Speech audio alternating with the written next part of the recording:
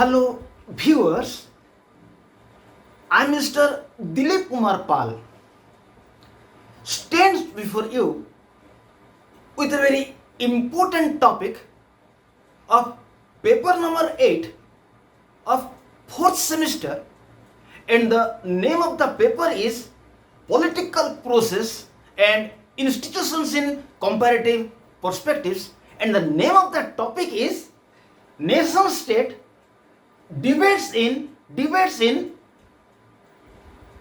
Post-Colonial Contexts. I request my viewers to watch this video attentively and make best use of it. And in this video we'll discuss what is the meaning of nation state, then position of nation state in pre-colonial days, means prior to 1945, then position of nation state in post-colonial days, means after 1945. Then we'll discuss debates among scholars about the position of nation state in post-colonial days, means after 1945, and some scholars argue that nation states are in the dying stage, and some scholars are not prepared to accept that nation states are in a dying stage. So all these things we'll discuss in this video. I request my viewers to subscribe my channel if you have not subscribed, so that benefit will be yours, and request your friends who are in plus 3 first semester to 4th semester, or plus 2 first year to 2nd semester, plus 2 first year to 2nd year, plus 2 first year to plus 2 2nd year, to subscribe my channel, so that they will get immense benefit and help to any person is a service to God. Let us start. What is a nation state? In international politics, nation state is a central concept. Nation state is so much important that international politics revolves around it.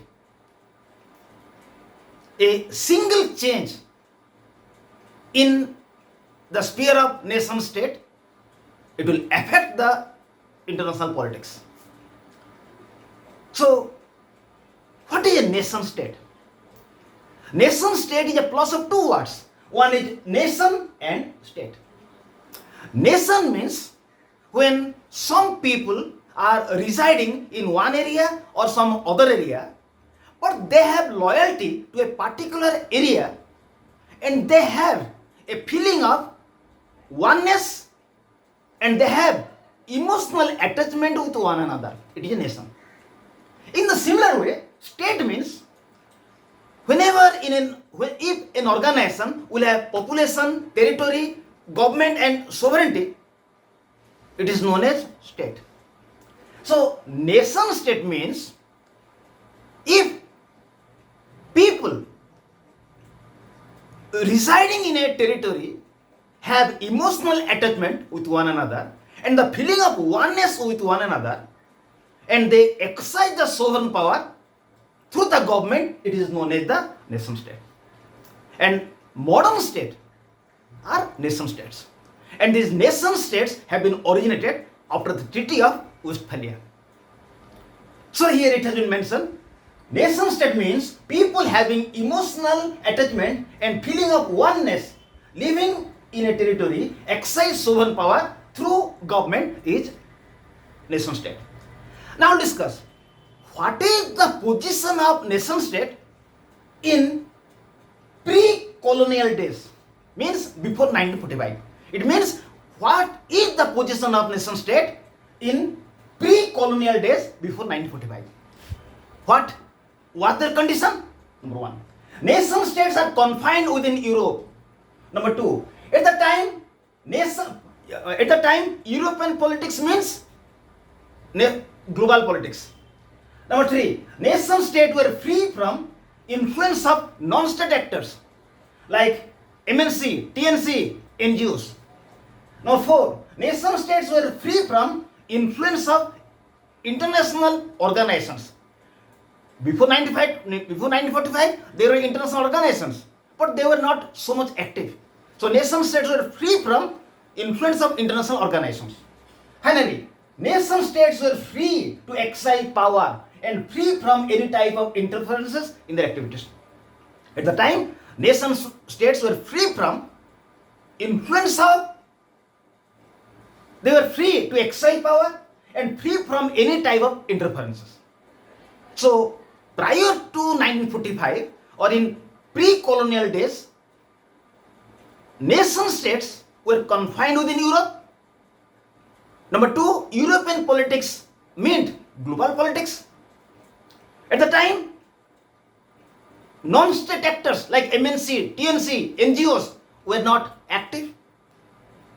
Number 4, at the time, international organizations were not active. So, nation states were free to exercise power and free from any type of interferences in their activities. So it was the situation of nation states in pre-colonial days, means before 1945. But after 1945, there was change in the status of nation state. So what was the change? Number 1, nation states are observed in the entire world. They are not confined within Europe, they are observed in the entire world. Number 2, all nation states are connected with global system. All nation states are connected now with global system. Non-state actors like MNC, TNC, world public opinion, international civil society, international moral standard, now they are very active. Number 4, international organizations like UNO, IMF, FAO, UNESCO, UNICEF, they are very active. And UNO, when it was formed in 1945, its strength was 51. Now it is approaching 193. Now international organizations are very active. Finally, nations are not free to exercise their power freely, rather under numerous restrictions. Now, nation states are not free to exercise their power. They are under numerous restrictions. So now, the position of nation state is not what their position in pre-colonial days. So, on the basis of the, keeping an eye to the position of nation state, now scholars have given two types of views. They are giving debate in favor of dying conditions of nation state, and some are giving their debates against the dying conditions of nation states. It means now some scholars are telling that nation states are in the dying stage, and some scholars are telling that nation states are not in dying stage. This is what debates in post-colonial days. Debates about nation state in post-colonial days. It means after post-colonial days, nation states are restricted in their power. Interferences are made in their affairs by non-state actors, international organizations. Now they are not free to exercise their power. So, some scholars are telling they are in the dying stage, and some scholars are telling that they are not in a dying stage. So now discuss scholars who are telling that nation states are in a dying stage, and they are giving their arguments on some factors. Number 1, interdependence. Interdependence means nowadays every nation depends on other nations. No nation can develop by itself. Every nation will have to depend on other nations, globally or internationally. So this is the first factor which restricts the power of a nation. Number two, nuclear weapon. No nation can protect its people from nuclear weapons, because if nuclear weapon will be dropped in a single country, its effect will spread in the atmosphere. So number two, nuclear weapons. Nowadays, no nation can protect its people from nuclear weapons. Again, no nation can use nuclear weapon daily, because due to world public opinion, international morality, international groups operating in world level for world's interest. So nuclear weapon is another factor which restricts the power of state. It makes the nation state in a dying condition. It makes the nation state to remain in a dying condition. Number three, universalism. Every nation secures its interest. Now there is universalism. It means every nation tries to secure its interest in such a manner that interest of other nations, interest of the world will not be in problem or will not be hindered. Number four, limitation of national power. World public opinion, international moral standard, international movements for disarmament, arms control, protection of human rights, etc. limit the power of a state. So there is limitation of nation state. Now five, rise of non-state actors like TNC, MNC, non-governmental organizations. Now TNC, MNC, non-governmental organizations are very active. So every nation will have to adjust its interest with the organizations, because without the organization, a nation cannot make development. 6.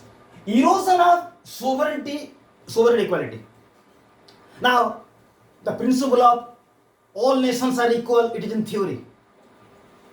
Nowadays, any nation which has military power, economic strength, it is powerful. So, all nations are equal, it is in theory.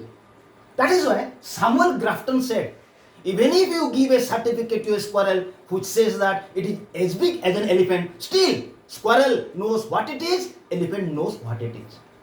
Now, all weaker nations, they are running after powerful nations. So, erosion of sovereign equality. Then, last point, need of regional and international cooperation. Now, every nation requires help of regional nations, international nations to protect itself from different type of problems like trade, terrorism, etc. So some scholars are telling that nation states are in a dying stage by citing all these 8 points. Again, there is also another point, globalization. Every nation accepts globalization for quicker development. Now, every nation accepts globalization for quicker economic development, and all the nations are under the instruction of World Trade Organization. So, scholars, by citing 8 points, they argue that nation states now have lost their power, they are in the dying stage. But still, some scholars are telling that nation states are not in a dying condition. Still they are powerful, and they have given again 8 points. Number 1, protection of citizens from internal and external insecurity. Nowadays, it is only nation state which will protect people from internal disturbances and external aggression. No one can perform these 2 work. Number 2, it is the nation which will perform these 2 work. Number 2, protection of health and well-being only by nation state. Health of the people, well-being of the people can only be secured by a nation state. Then, protection of citizens from abroad. If citizens of a country will be in abroad, it is his only country it is his motherland will protect it. Number 4, conduct international treaties and agreement. Now, international treaties and international agreements are conducted by only nation states, not by MNC or TNC. Then, protection of citizens' rights. It is only the nation state will protect citizens' rights. Provision of essential goods. It is only the nation state which will provide essential goods to its citizens. Provision of public utility service in concessional rate. It is only the nation state, it is only the government which will provide public utility services like postal service, railway services in concessional rate. No one can give it. Then, protection from crisis including national and protection from crisis including natural and man-made. It is only the state which will protect its people from natural crises like flood, cyclone, earthquake, and man-made crises like terrorism and different type of threatenings and conflicts. So in this video we have discussed what is the meaning of nation state. Number 2, what is the position of nation state in pre-colonial days before 1945. Then we have discussed what is the position of nation state in post-colonial days. Then we have discussed arguments of scholars who are telling that nation states are in a dying stage, and argument of scholars who are telling that nation states are still active, they are not in a dying stage. Thank you, viewers. I request you to make best use of this video. Thank you. Goodbye to all.